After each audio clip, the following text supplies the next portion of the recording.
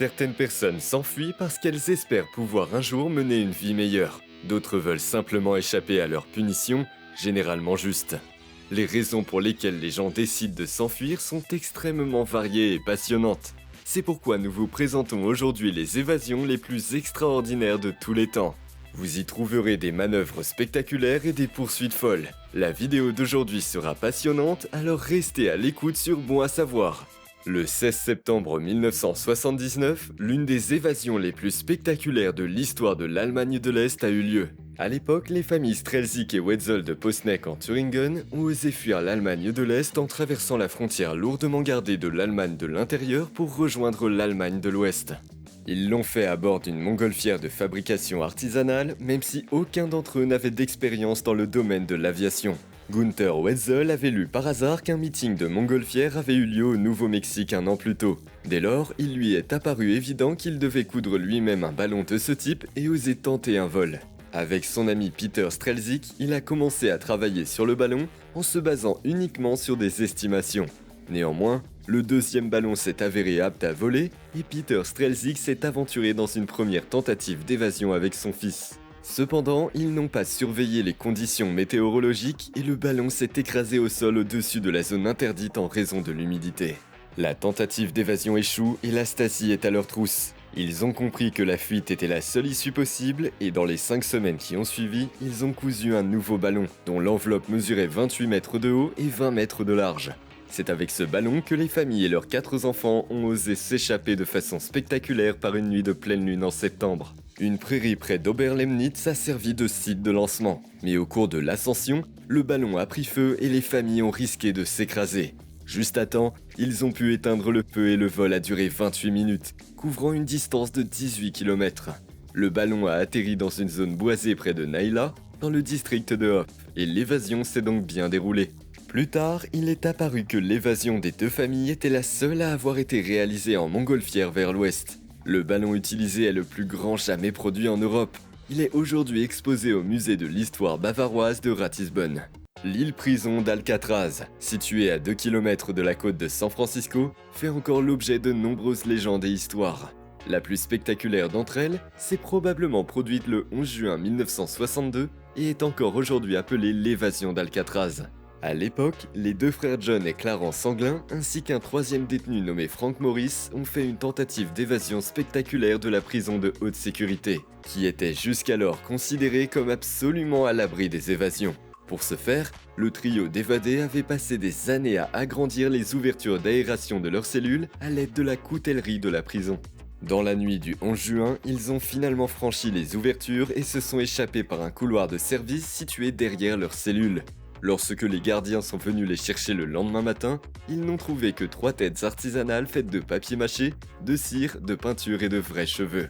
Maurice ainsi que les frères Anglin étaient partis depuis plusieurs heures. On dit qu'ils ont fui l'île à bord d'un canot pneumatique fabriqué par leurs soins à partir d'imperméables et qu'ils sont portés disparus depuis lors. Pendant de nombreuses années, on a supposé qu'ils étaient morts dans les inondations du Pacifique, mais en 2013, une lettre a soudainement été reçue dans un commissariat de police de San Francisco. John Anglin aurait personnellement écrit cette lettre et y décrirait que les 3 détenus avaient survécu à l'évasion. Entre-temps, Maurice et son frère Clarence étaient décédés et il était également en très mauvaise santé à cause d'un cancer. Le FBI a rouvert l'enquête, mais n'a jamais pu déterminer l'authenticité de la lettre. John Anglin aurait 91 ans aujourd'hui. Passons maintenant à l'ancien joueur de football américain et acteur O.J. Simpson. Il est devenu une superstar internationale avec les films The Naked Gun et s'est engagé dans ce qui est probablement la poursuite en voiture la plus curieuse à ce jour, le 17 juin 1994. Il s'agit même de la première véritable course-poursuite retransmise en direct à la télévision par hélicoptère. À l'époque, Simpson était accusé d'avoir ôté la vie à son ex-épouse Nicole et au petit ami de celle-ci, le serveur Ronald Goldman. Simpson avait prévu de se rendre volontairement à la police à 11h, mais il ne s'est pas présenté. La star du football est donc inscrite sur la liste des personnes recherchées et à 18h45, la police repère Simpson dans une Ford Bronco blanche appartenant à son ami Al Cowlings. Commence alors une odyssée de 90 km à travers LA. Ce qui est curieux, c'est que le SUV a roulé pendant des minutes sans être inquiété sur l'autoroute et a été suivi à une bonne distance par plusieurs voitures de police. Les officiers à l'intérieur n'ont pas fait d'effort pour arrêter la voiture parce que Simpson avait écrit une lettre de suicide et qu'il aurait eu une arme dans la voiture. Les autorités, craignant que la superstar ne mette fin à ses jours, ne sont pas intervenues dans un premier temps. Au lieu de cela, des hélicoptères des chaînes de télévision locales ont survolé la ville et retransmis la poursuite en direct à la télévision.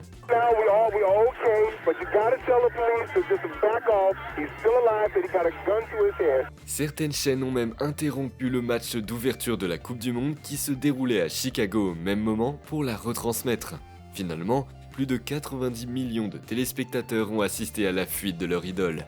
Les fans se sont également rassemblés dans les rues et ont acclamé la voiture, et les présentateurs se sont adressés à O.J. Simpson directement à la radio. La situation était complètement bizarre, mais la course-poursuite s'est finalement terminée de manière peu spectaculaire devant l'immeuble de Simpson. Simpson sort de la voiture et se rend aux officiers. Son procès légendaire s'est terminé par un acquittement. Poursuivons avec Nicholas Garrison, de l'État américain de l'Ohio. Le jeune homme était jugé à Hillsborough pour possession et distribution d'une grande quantité de substances psychotropes.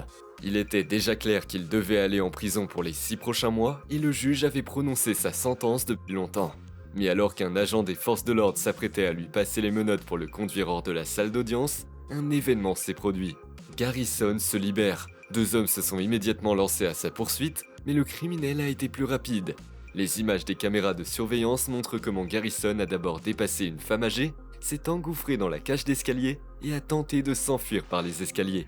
À ce moment-là, l'un des agents a décidé de prendre une mesure spectaculaire.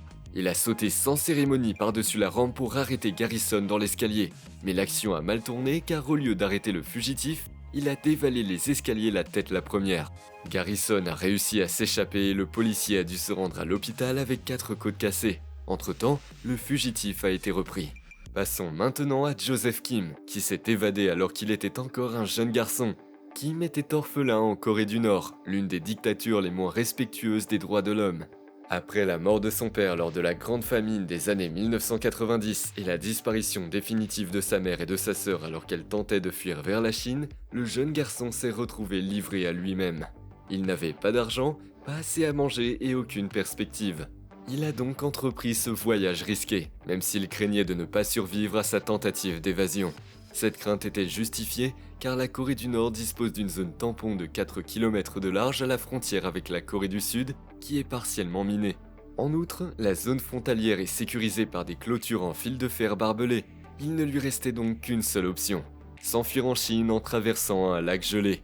En fait, il a réussi à s'échapper, mais une période terrible a commencé pour lui en Chine. Le gouvernement chinois considère les réfugiés nord-coréens comme des migrants illégaux, et bien que Joseph Kim ne soit encore qu'un enfant à l'époque, il est menacé d'expulsion à tout moment s'il est pris. Il a fini par apprendre l'existence d'une organisation clandestine en Corée du Sud qui s'occupe des réfugiés. Avec leur aide, il est entré en contact avec des missionnaires américains qui lui ont permis de partir pour les États-Unis. Aujourd'hui, Joseph Kim est un jeune homme qui étudie dans une université renommée. Rien ne l'empêche de réussir son avenir, mais il pense souvent à sa sœur et à sa mère. Il espère les revoir un jour, même s'il ne sait toujours pas si elles sont encore en vie.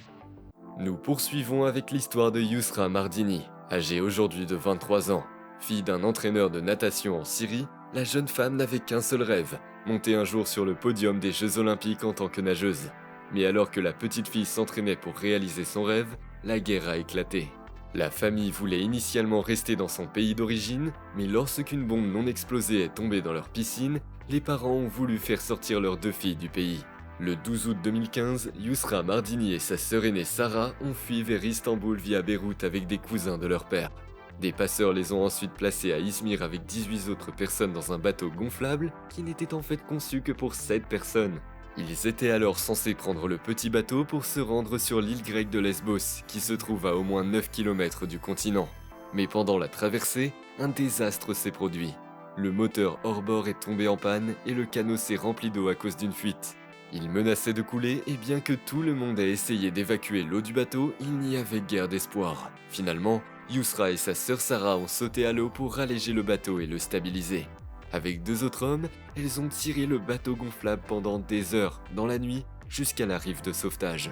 Elle est ensuite arrivée à Berlin par la route des Balkans, où la jeune fille, alors âgée de 17 ans, a commencé une nouvelle vie et s'est inscrite dans une équipe de natation.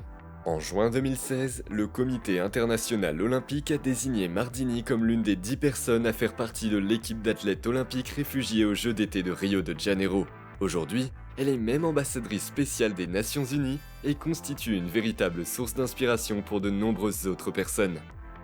C'est tout pour notre vidéo. N'hésitez pas à nous indiquer dans les commentaires quelle évasion vous avez trouvé particulièrement spectaculaire. Sinon, aimez cette vidéo si vous l'avez trouvée intéressante et à la prochaine fois ici sur Bon à savoir.